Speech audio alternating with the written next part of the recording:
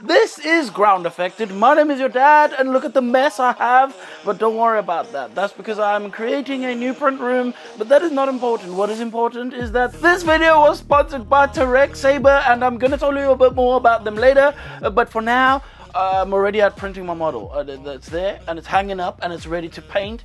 Frankie is doing some palettes because, by the way, on my Patreon you get a palette for all the videos, models, and you can see all the colors.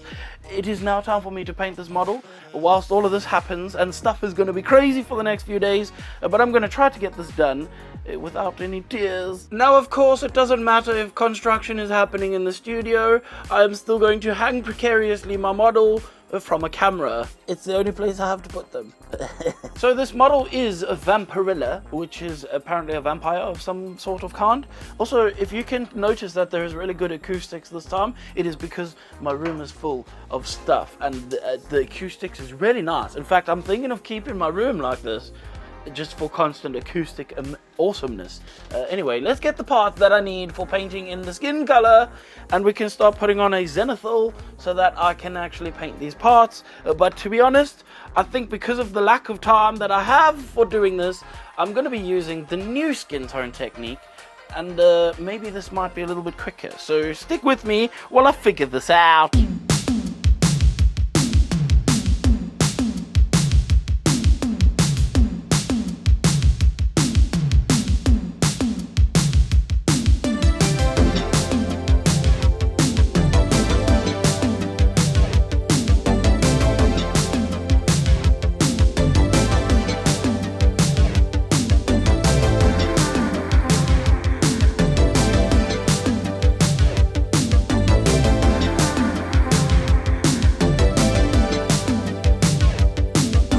Now, with this style of skin tone, the basic aim is to get a general pretty much white down, because you actually want mostly a solid color over the top of this. You may notice there is a little bit of gray in the undersides of the shadows, and this is good because it does help to create a little bit more depth to the whole vibes that's going on. But the main focus is to pick the color of skin you want and just spray it down. My next focus will be to add some stretchy parts. The parts that move a little bit more need to be a bit pinker, and this is where I use a color like Orcish Dermis. This is just to create the effect that these parts are actually bending and moving in this area.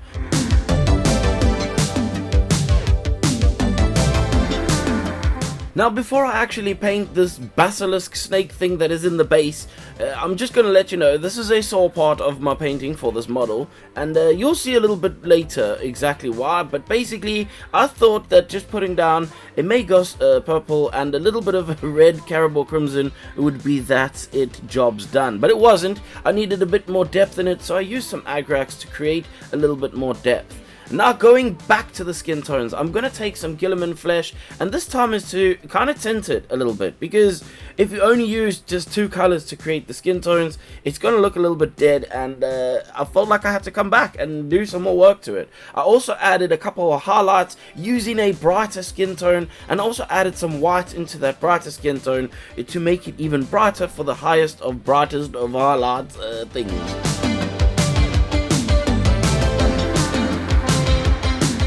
While I paint the rest of these skin tones and get back to work on the absolute monstrosity that was the basilisk thing, I am going to quickly tell you about the sponsor of this video. This is TD Saber, and this is not your traditional Patreon type of thing. And I know that the minority of you are the ones saying that they don't like to support Patreons, blah de blah de blah. Well, for those ones that have the moan of, I just want to buy one model, yeah, you can. In fact, you could have done that with any of the other Patreons that have sponsored these videos, but we won't get into it. Let's just talk about TD Saber. You can find his stuff on his official website. You can also find it on ArtStation, Fundraiser, CG Trader, and Cults. All of these things, I will link them in the description below. If you want to buy this file for this model specifically, then all you have to do is go and look for the links in the description. Thank you, TD Saber, for sponsoring this video, and let's get back to painting. So as you can tell, I am clearly at a point where I need to actually make do with what's going on here, or fix it, because I'm not actually happy with this. I need to finish the base, and I need to finish this. The minute I've got these done, I can then obviously start working on the middle. As you can see, maybe if I move this thing a little bit, but that does not look anything like the colors I have. This is because I don't have black in the background there, in the little crevasses. So what I'm thinking is perhaps to make up an oil wash. Now, this is kind of a thing that is not too hard to do, to be honest, but essentially that is going to be instead of this. Now, I could just use this, but I figured I would show you an oil wash because we haven't seen one in a while. So let's make one and get this dude washed and see what happens. I mean, really, I think I'm gonna regret everything I'm about to do, but I'm gonna do it anyway. I should probably mention though, before I do any of this oil washing, I'm gonna use the spray lacquer to make this shiny, and the shininess is because then that will help things to push into the background. By the way, if you can hear the cars, it's because I'm working. I don't know if I've already told you this yet, but I'm working on the studio. And before you say this YouTuber is making a load of money, I'm not. I'm trading a tattoo. This is how it works when you have a trade and something that someone wants. So I'm trading a tattoo to have a room built in the front of my shop. What a deal! Oh, and if you're new around here, the reason I'm trading a tattoo is because I'm actually a tattoo artist and have been for many, many years. Probably shouldn't hold this mic while I'm talking because it maybe makes funny sounds. Anyway, let me just get this damn stuff on it.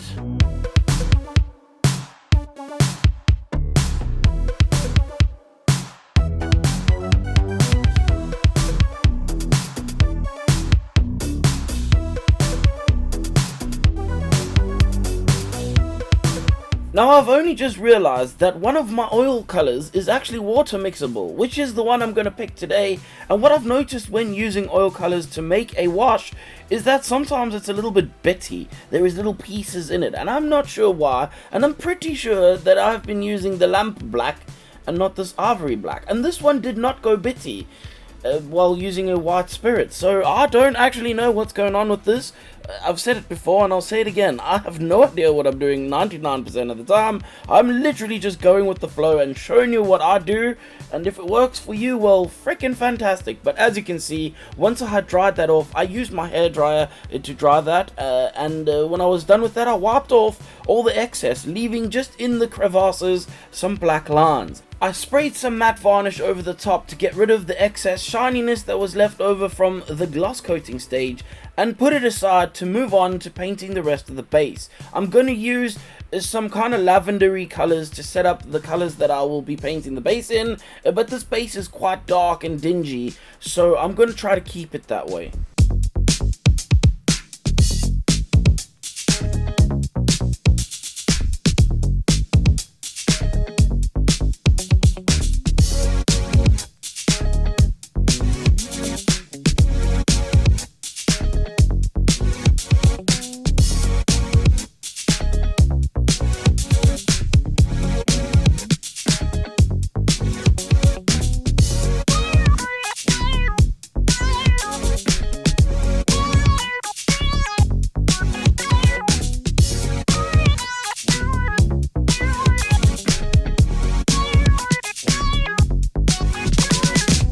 Using some deck tan, I'm going to bring out some of the highest highlight edge pieces. This is because when it is bright enough, these pieces are going to be tinted by the next steps, which is going to be using Skeleton Horde. And I'm going to spray this with my airbrush on a very low pressure, very carefully, trying not to overspray too much. I did overspray a little bit, but I came back using that dark gray and I literally just covered over everything that I oversprayed with. Now to tint the base, because we don't want everything all the same grays, so I used some Griff Charger Grey, which is basically blue, but grey blue, and then I painted that around the base. And I did not feel like making another oil wash, so I used the cheating paint in a bottle to paint in the little crevasses around the sections of the base. I then came back with a bit of that grey blue kind of color, and I dry brushed that over the textures on the base just to bring them out a little bit more, because otherwise they would be flat and missing, and I don't think Tariq's sculpted that stuff for no reason. Now to add a little bit more of a flare of color, and also to try and match the render that Tariq made, I'm going to take some of this powdered pigments and I'm going to paint them over the bottom where the worm is coming out of the base. Pretty much just not really caring about using it. I just want to mention though, this stuff gets everywhere, and if you don't clean up afterwards, it'll get on your hands and then get on your model, and you're gonna have a sad time. Also, I was sent this Kaleido paint from a gallery, and I don't even know why I didn't use it before, but this stuff goes through the airbrush way better than the Liquitex one, which I noticed someone has had complaints about that before. I have the same complaints, don't worry, it gums up my airbrush too, but this Galleria stuff, it works a lot better.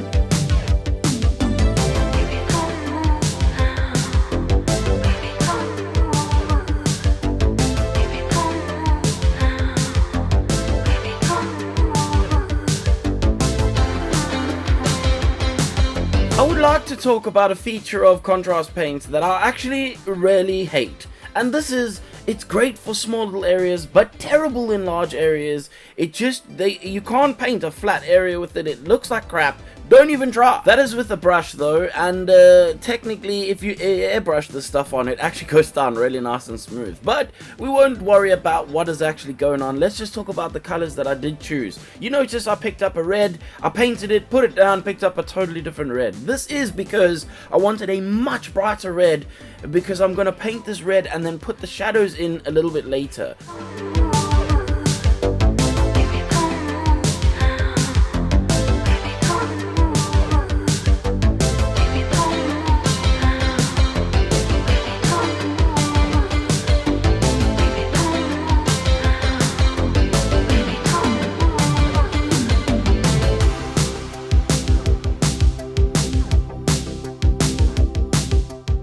Hopefully you noticed what I did with the collar area. I painted with a deck tan first, but this is not white in any shape or means. It does look white next to dark black, obviously, but on its own and against skin tones with other bright colors, it is not white at all. So I used some cream white to paint over the top areas, making the shadows stay a little bit darker with that deck tan, and the transition not look too crazy. It's easier to do it this way, and this is how I chose to do it. I then put some silver on the buckle that holds her mankini together, and then glued her arms and some of her leg parts onto the model.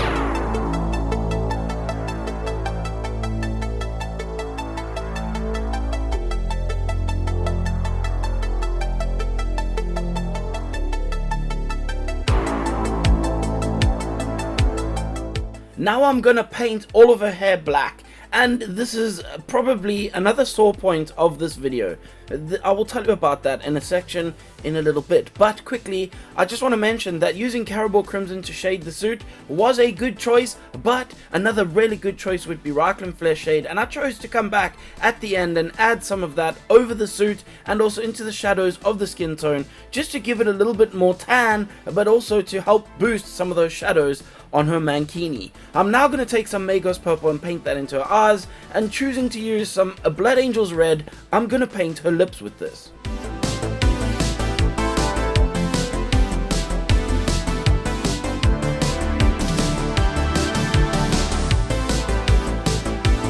Let me tell you what not to do next, and that would be to take these two colors that you're going to use for the makeup and spray that over the hair, because it makes absolutely no difference to the color on the hair, but it does overspray all over the face of your model, ruining everything. And so thus forth I had to wipe some of it off, and I didn't get it all off. So it is what it is at this point, but a better color would be this medium blue, and I sprayed that just into some of the highlight areas of the hair. I then came back and took some black and put that over her eyelashes on her eyes.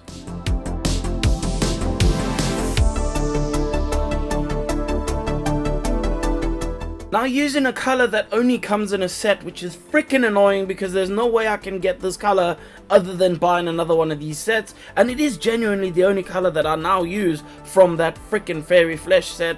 It is what it is though, and I'm gonna paint that into her eyes, the white parts of her eyes, and shape them very nicely. Then taking two blues, a dark and a light one. In my case, I went a little bit icy with this. I'm gonna then paint the iris, the dark section first, and put a brighter color in the center of that, and after that put a nice black pupil in the center of those, and then using the only time I'm going to use this, by the way, is white. I will paint a specular highlight into the eyes. This will make them look nice and glossy, but to really sell the deal, I'm going to paint gloss over them and also over the lips, and once that is all done, I can then put this head on the model and call this one done.